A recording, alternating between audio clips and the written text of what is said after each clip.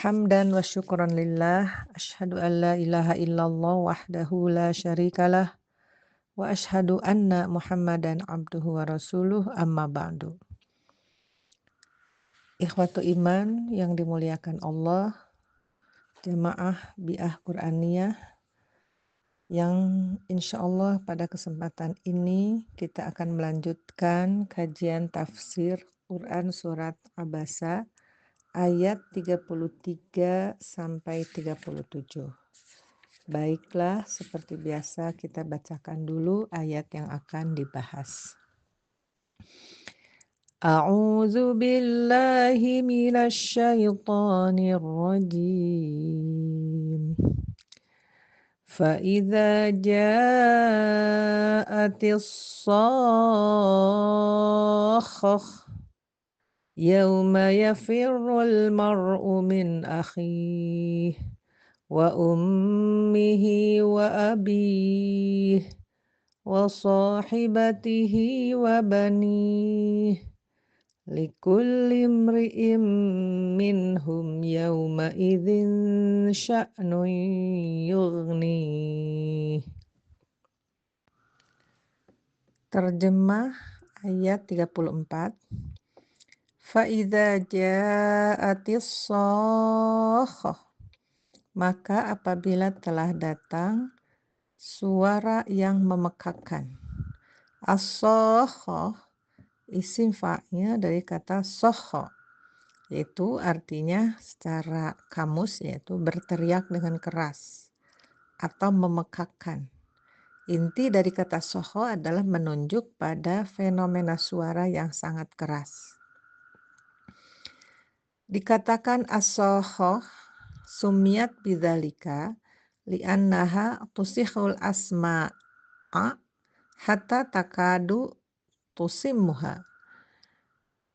Karena as-shakhah itu memekakkan pendengaran-pendengaran sampai hampir membuat tuli pendengaran itu. Artinya saking kerasnya sampai telinga manusia atau pendengaran manusia itu bisa menjadi tuli. Ibnu Abbas menjelaskan yang dimaksud as-shakhah adalah ismun min asma'i yaumil qiyamah, adalah nama dari nama-nama hari kiamat. Berarti nama lain dari hari kiamat adalah as-shakhah. Lebih lanjut Ibnu Abbas menjelaskan nama hari kiamat dengan as-shakhah adalah azzamahullahu wa hadzara ibadahu. Allah memberikan nama hari kiamat dengan as-shakhah adalah untuk azama, untuk memberatkan, untuk membuat rasa takut hambanya terhadap hari kiamat itu, sehingga bagaimana manusia memiliki perhatian terhadap hari kiamat. Adapun ayat ini berkaitan dengan yang sebelumnya, di mana sebelumnya pada ayat-ayat yang lalu menjelaskan tentang aneka makanan yang Allah sudah siapkan untuk manusia dari tumbuhan, tanaman, pepohonan, sehingga manusia dapat menikmati aneka makanan untuk kehidupan di dunia ini. Akan tetapi penjelasan atau uraian tentang makanan yang begitu banyak macamnya, dari pepohonan biji-bijian dan percampuran antara air dengan tanah, pada dasarnya tidak hanya sekedar menerangkan makanan, tapi Allah juga mengingatkan seperti itulah hari bangkit, di mana tanah yang tandus ketika tersiram dengan air maka dapat menumbuhkan. Maka inti dari penyebutan tanaman itu adalah untuk mengingatkan kepada manusia bahwa hari bangkit itu terjadi. Karena hari bangkit itu terjadi, artinya kiamat pun adalah sesuatu yang pasti. Maka hubungan beberapa ayat sebelumnya dengan ayat 34 ini untuk menegaskan bahwa kiamat itu adalah sesuatu yang pasti akan terjadi. Sebagaimana telah dijelaskan bahwa arti as-shakhah adalah suara keras dan yang dimaksud dengan suara keras adalah bunyi tiupan sangkakala yang ditiupkan 2 kali. Dan yang dimaksud dengan as-shakhah pada ayat ini adalah tiupan sangkakala yang kedua. Sebagaimana diterangkan dalam surat Az-Zumar ayat 68. A'udzu billahi minasyaitonir rajim. Wa nufikha fis suri fasa'iqa man fis samawati wa man fil ardi illa man Allah.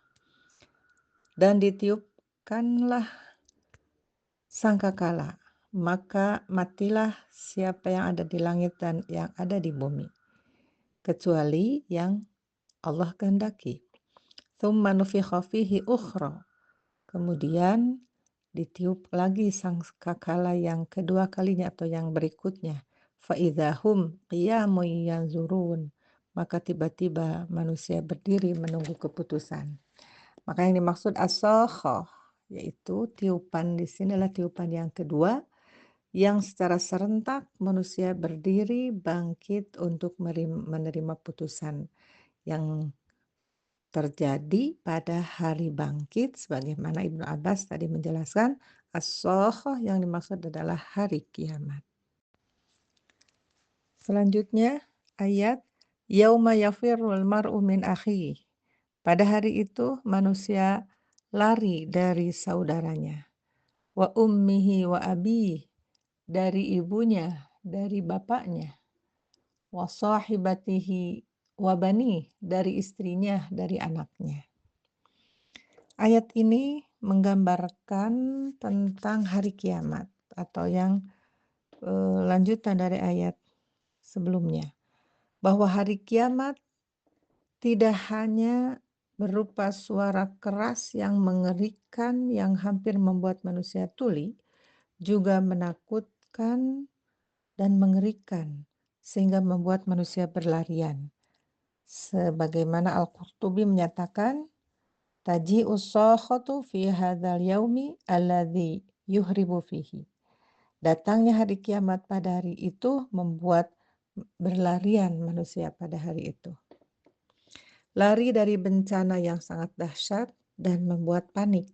Sehingga dengan kepanikan tersebut manusia lari menjauh dari orang-orang terdekatnya, dari orang-orang yang dicintainya sekalipun, dari saudaranya, ibu bapaknya, istri dan anak-anak. Urutan penyebutan nama dari saudara sampai anak adalah menurut kitab At-Tashil sesuai dengan tingkat kecintaan, mulai dari urutan yang terendah sampai tertinggi. Kecintaan manusia yang tertinggi adalah kepada anaknya, yaitu melebihi cinta kepada yang lainnya. Hal ini dibuktikan dalam surat Al-Hajj ayat 2. Yauma tarawunaha tazhalu kullu murdi'atin amma arda'at. Pada hari itu kalian akan melihat orang yang sedang atau wanita yang sedang menyusui lalai dengan apa yang ia sedang susuinya. Dengan bayi yang disusuinya dia lalai sehingga dia melepaskan. Wa tada'u kullu dzati hamlin hamlaha, bahkan wanita yang sedang hamil pun gugurlah kandungan tersebut saking paniknya. Wa taron nasa sukara, dan kau akan melihat manusia mabuk. Wa mahum bisukara, padahal tidak mabuk. Walakinna azaballahi syadid, akan tetapi azab Allah yang sangat dahsyat. Sebegitunya keadaan pada hari kiamat yang mengerikan dan menakutkan sebagaimana diterangkan dalam ayat di atas surat Al-Hajj ayat 2. Likulli imri'in minhum yawma idzin sya'nun yughni. Setiap orang dari mereka pada hari itu mempunyai urusan yang menyibukkannya. Yughni, yusghiluh, itu yushghiluhu, menyibukkannya. Setiap manusia pada hari yang sulit itu memiliki kesibukan dengan dirinya sendiri tanpa bisa mengurusi orang-orang di sekitarnya sekalipun orang terdekat. Masing-masing sibuk untuk menyelamatkan dirinya, untuk, melindungi dirinya dari kedahsyatan hari kiamat. Demikian ayat yang menjelaskan tentang bagaimana situasi pada hari kiamat nanti yang begitu menakutkan dan hebat. Semoga menjadi tazkirah bagi kita semua. Amin. Demikian tafsir Quran Surat Abasa ayat 33 sampai 37. Semoga bermanfaat. Aqulu qawli hadza wa astaghfirullah li wa lakum. Wassalamualaikum warahmatullahi wabarakatuh.